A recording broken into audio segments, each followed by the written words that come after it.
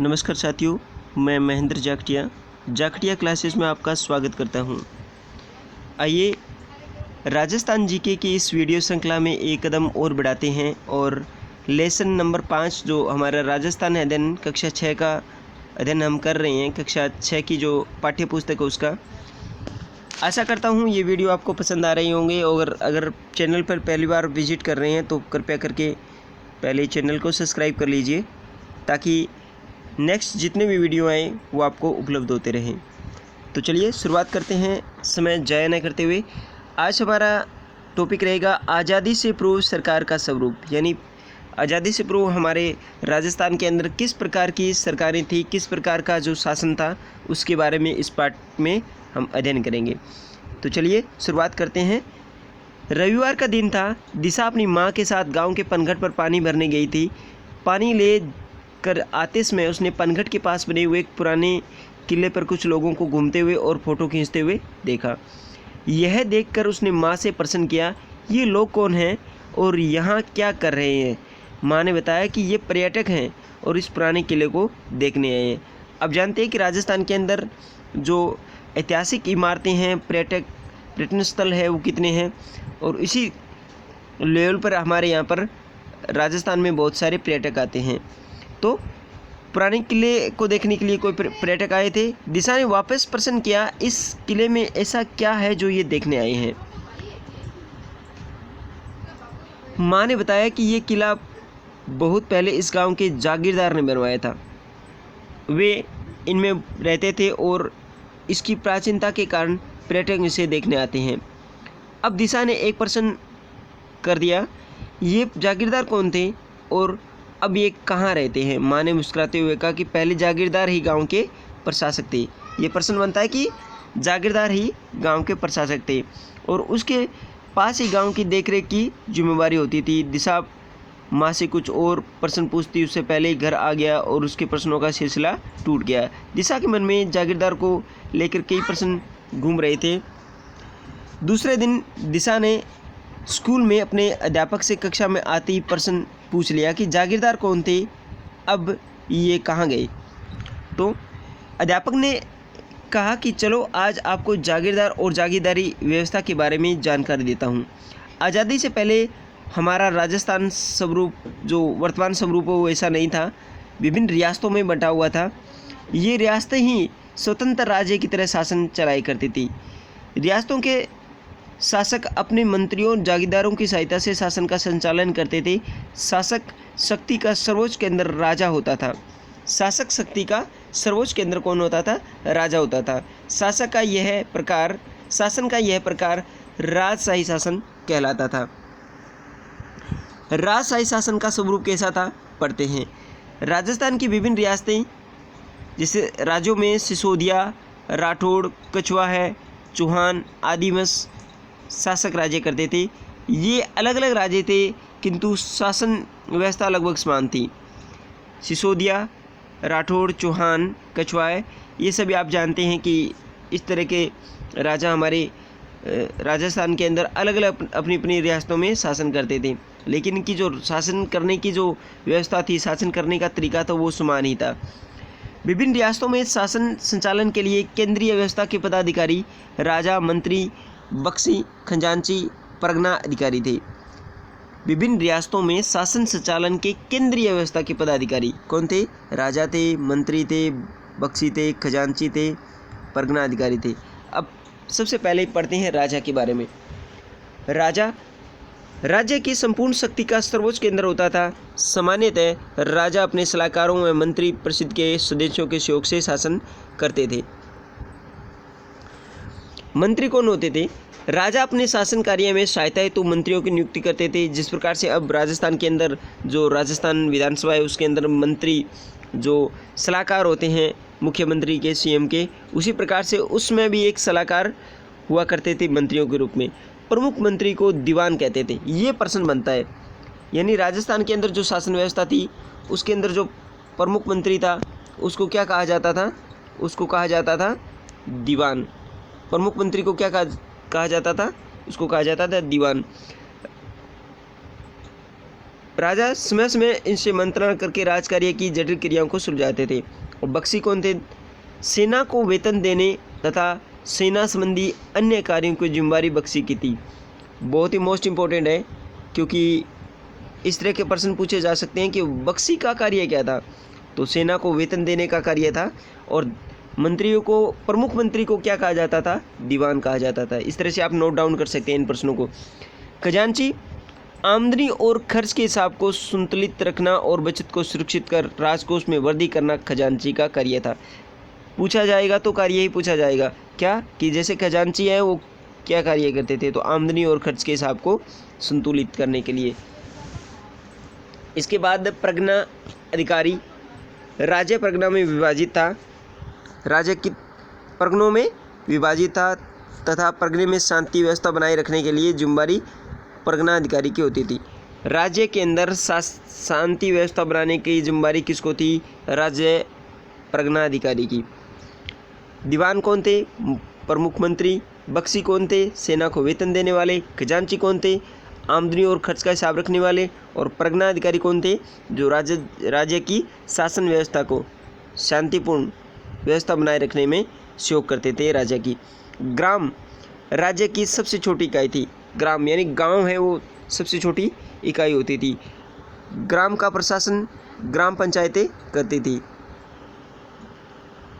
रियासतों की सूची इस प्रकार से आप बना सकते हैं कि जागीरदारी व्यवस्था क्या है? एक व्यवस्थित राज्य के लिए प्रशासनिक व्यवस्था अनिवार्य तत्व है। राजस्थान के मध्यकाल का संपूर्ण शासन तंत्र राजा और जागीरदारी व्यवस्था पर आधारित था।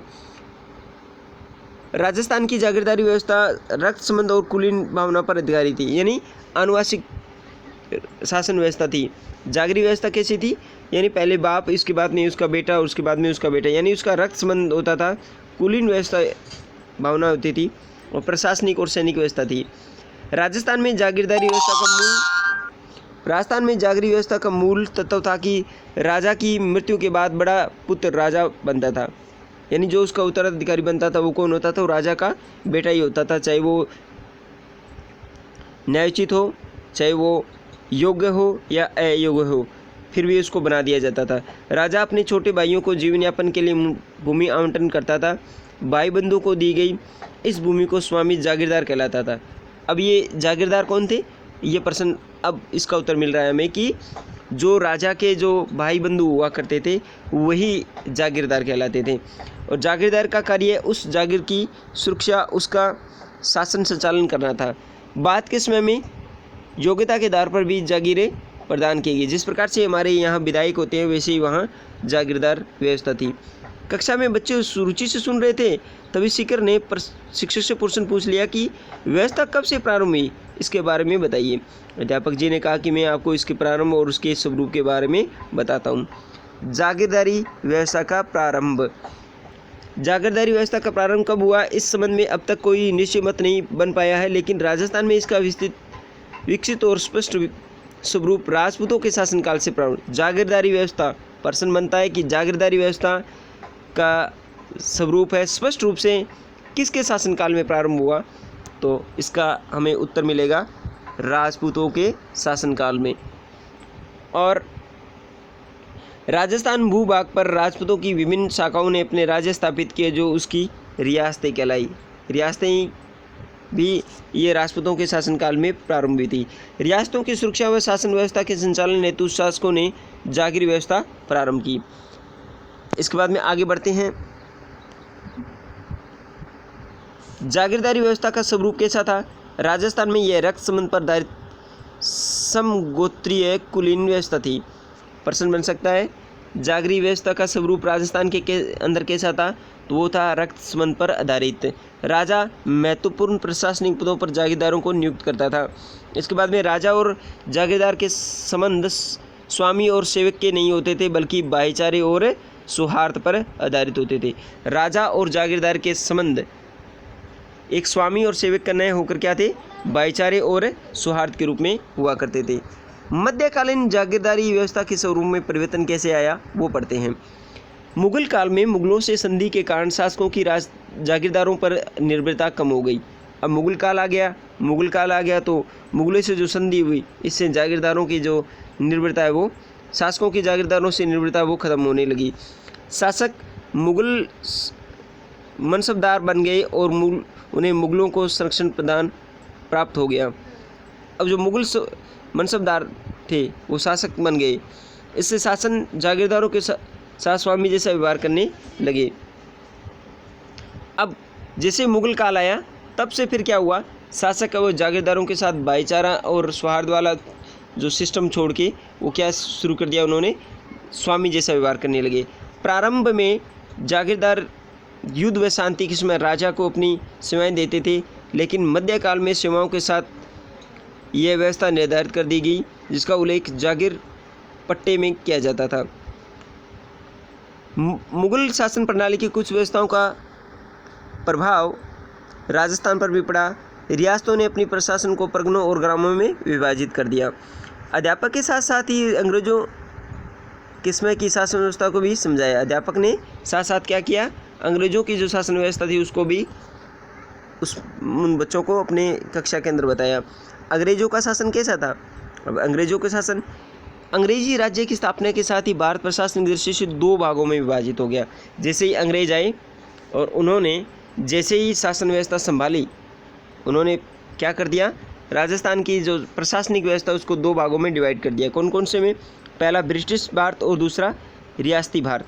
ब्रिटिश कालीन भारत केंद्र शासित प्रदेशों में, जो आज हमारे केंद्र शासित प्रदेश है उनकी तरह, और 11 प्रांतों से बना हुआ था। ब्रिटिश कालीन भारत कितने भागों में बटा हुआ था? प्रशासनिक प्रदेशों और 11 प्रांतों में बटा हुआ था, जो कि अब 28 से 29 प्रांत है, वो पहले 11 प्रांत थे। सभी प्रांतों के अलग अलग गवर्नर थे, जो भारत के गवर्नर जनरल के प्रति उत्तरदायी थे। एक गवर्नर जनरल होता था, उसके नीचे गवर्नर रखे जाते थे। 1857 की क्रांति के बाद ईस्ट इंडिया कंपनी का शासन समाप्त हो गया। ईस्ट इंडिया कंपनी का शासन, क्योंकि विक्टोरिया ने अपने हाथों में वो सब कुछ ले लिया। अब भारत के प्रशासन का सीधा नियंत्रण इंग्लैंड के ताज और संसद के नियंत्रण में आ गया। 1857 के बाद में जो 1858 में जो मूवमेंट्स हुआ, विक्टोरिया ने अपने जो रानी विक्टोरिया थी, इसने वो जो सिस्टम किया था उसके आधार पर क्या है, अब पूरा सिस्टम है वो किसके हाथों में चला गया? इंग्लैंड के संसद के हाथों में। लॉर्ड कैनिंग को गवर्नर जनरल के साथ साथ भारत का प्रथम वायसराय नियुक्त किया गया। पर्सन बहुत ही मोस्ट इंपॉर्टेंट बनने वाला है। कौन सा? भारत के प्रथम वायसराय नियुक्त कौन किए गए थे? भारत के प्रथम वायसराय कौन थे? Lord Canning. गवर्नर जनरल, प्रथम भारतीय गवर्नर जनरल कौन थे? लॉर्ड कैनिंग थे। इसके बाद में 1835 का भारत सरकार अधिनियम कब लागू किया गया? बहुत ही मोस्ट इंपॉर्टेंट पर्सन है, बहुत ही ज़्यादा मोस्ट इंपॉर्टेंट पर्सन कहूँगा। 1935 का भारत सरकार अधिनियम कब लागू किया गया? 1 अप्रैल 1937 को। नोट डाउन कर लेना, क्योंकि लॉर्ड कैनिंग ने वो भारत के प्रथम गवर्नर जनरल बने थे और वायसराय भी नियुक्त किए गए थे रानी विक्टोरिया के द्वारा। इसके बाद में 1935 के अंदर जो अधिनियम आया, भारतीय सरकार अधिनियम, वो 1 अप्रैल 1937 को पूरे भारत के अंदर लागू किया गया। इसके द्वारा अजमेर मेरवाड़ा की प्रशासन में परिवर्तन लाया गया। जब 1935 का जो अधिनियम लागू हुआ 1 अप्रैल 1937 को, तो उसमें राजस्थान में अजमेर मेरवाड़ा में जो प्रशासन व्यवस्था थी वो उसको परिवर्तित कर दिया गया। अब इसे विदेश व राजनीतिक विभाग के स्थान पर भारत सरकार के गृह विभाग के अंतर्गत लाया गया। प्रश्न बन सकता है कि राजस्थान की किस रियासत को के प्रशासन को बदलकर गृह विभाग के अंतर्गत लाया गया? तो वो थी अजमेर मेरवाड़ा प्रशासन व्यवस्था थी। गृह विभाग के अंतर्गत आने का मुख्य प्रभाव यह हुआ कि अब इस क्षेत्र के सभी कानून संघीय कार्यपालिका द्वारा बनाए जाने लगे, न कि गवर्नर जनरल द्वारा। देश की आज़ादी के बाद राजस्थान के एकीकरण की प्रक्रिया शुरू हुई। राजस्थान की प्रथम विधानसभा, बहुत ही मोस्ट इम्पोर्टेंट, राजस्थान की, क्योंकि ये हाईलाइट किया हुआ भी है साथ में और इसको नोट डाउन भी करना है। राजस्थान की प्रथम विधानसभा के लिए 1952 में चुनाव हुआ। राजस्थान की प्रथम विधानसभा के लिए कब चुनाव हुआ? 1952 में। और टीकाराम पालीवाल प्रथम निर्वाचित मुख्यमंत्री। बहुत बार हमने किताबों में पढ़ा है, लेकिन आरबीएससी की किताबों में पहली बार पढ़ रहे हो। कौन सा? कि राजस्थान की प्रथम विधानसभा का चुनाव कब हुआ था? 1952 में। और प्रथम निर्वाचित मुख्यमंत्री, राजस्थान के प्रथम निर्वाचित मुख्यमंत्री कौन थे? प्रथम निर्वाचित मुख्यमंत्री थे टिक्काराम पालीवाल। इसके बाद में आज के इस वीडियो में हम पढ़ रहे थे कि राजस्थान की जो प्रशासनिक व्यवस्था थी आज़ादी से पहले कैसी थी और आज़ादी के तुरंत बाद में हमारे निर्वाचित मुख्यमंत्री कौन थे? वो प्रथम निर्वाचित मुख्यमंत्री टिक्काराम पालीवाल। तो जागीर पट्टा क्या कहता है? वह पत्र जिसमें शासक द्वारा, प्रश्न पूछा भी जा सकता है कि जागीर पट्टा क्या है, सेकंड ग्रेड में ज़्यादा आता है इस तरह का। वह पत्र जिसमें शासक द्वारा प्रदान की गई जागीर का उल्लेख होता है। जागीर पट्टा क्या कहते हैं? वह पत्र जिसमें शासक द्वारा प्रदान की गई जो उसका रिकॉर्ड होता है, जागीर का उल्लेख होता है। मनसबदारी क्या है? मुगल काल में प्रचलित एक प्रशासनिक प्रणाली। प्रश्न बन सकता है कि मुगल काल में प्रचलित एक प्रशासनिक प्रणाली क्या थी? मनसबदारी। मन से मुगल काल, याद रखना, निर्वाचित चुना हुआ, ये तो आप अच्छी तरह से जानते हैं। तो आशा करता हूँ आज का वीडियो आपको पसंद लगा होगा। अगर पसंद किया है और आपको ये चीज़ें अच्छी लग रही है तो कृपया करके अपने दोस्तों के साथ शेयर भी करें, और चैनल पर पहली बार विजिट कर रहे हो तो इसको लाइक सब्सक्राइब भी करें। आपका सब्सक्राइबेशन मुझे बहुत मोटिव करेगा और आगे बढ़ने के लिए, और अच्छी वीडियो लाने के लिए। और आज के इस क्लास के लिए इतना ही। धन्यवाद।